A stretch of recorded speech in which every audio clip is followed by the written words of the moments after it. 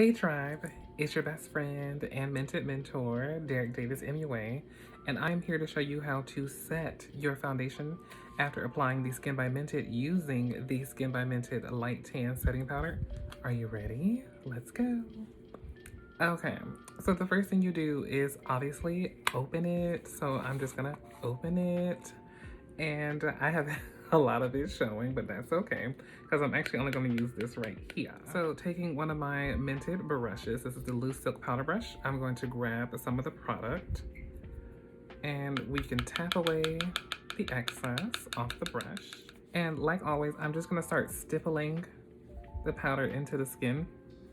I don't press because I don't want to move the foundation.